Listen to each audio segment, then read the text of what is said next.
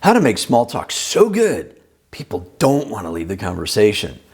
Small talk doesn't die because you're awkward. It dies because you're trying to make it work. You're thinking about what to say, how you sound, what they think of you. And the second that happens, the conversation starts collapsing in real time. You feel it. Short answers, forced responses. That moment where you think, all right, this is about to end. Great conversations don't come from saying better things. They come from controlling how the conversation flows. And once you understand that, you stop forcing conversations to keep going, and they stop ending before they ever get anywhere. What usually happens is people walk into conversations trying to get something: approval, attention, a good impression, a number, a result. And the problem is the other person can feel that, not consciously, but they feel the pressure. And the moment pressure enters the conversation, flow disappears.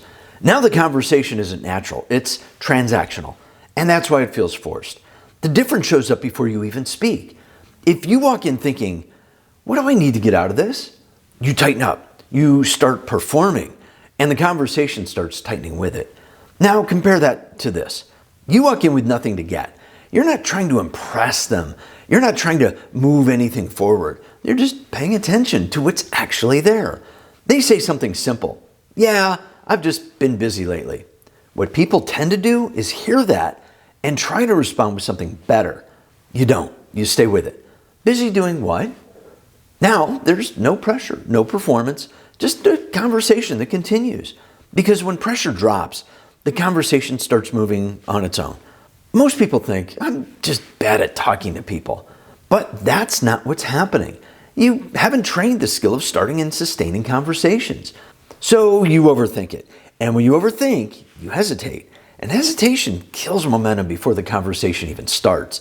It usually sounds like this: what should I say? And that question creates pressure before anything even begins. Now compare that to this: what can I respond to? You walk into a room, someone's holding a drink you've never seen before. Most people hesitate, trying to come up with something to say. You don't. That looks different. What is it? Now you're not performing, you're responding. And the conversation starts without effort. Because when you stop trying to create something to say, you start noticing what's already there. You say something like, you look nice. They say, thanks. And now it's over. Because you closed the loop. You gave them nowhere to go. And now they have to do the work to continue the conversation. Most people won't. So the conversation ends.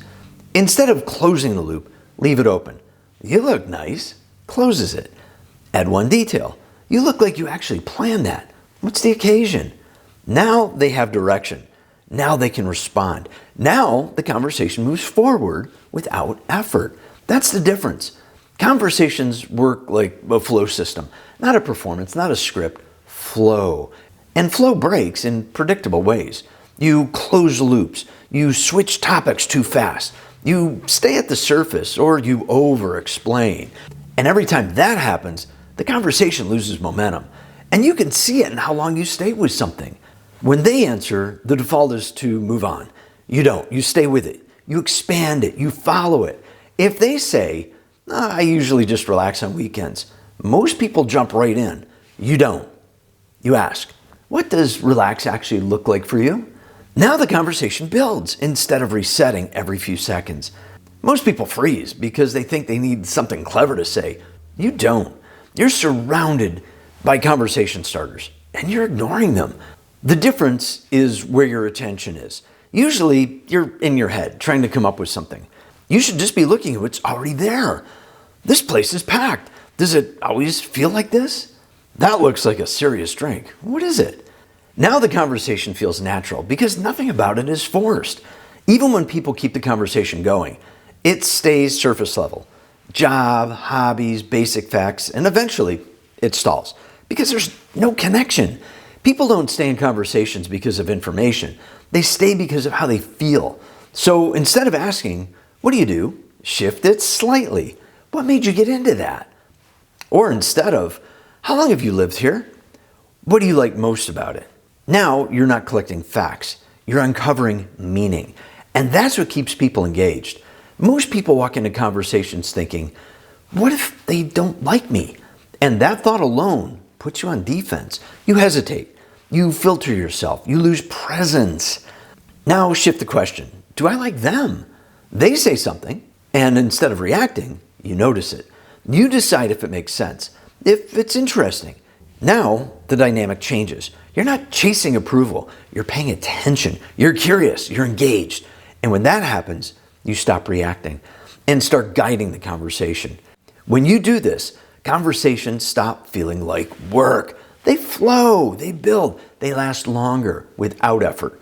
And people stay because they feel something when they're talking to you.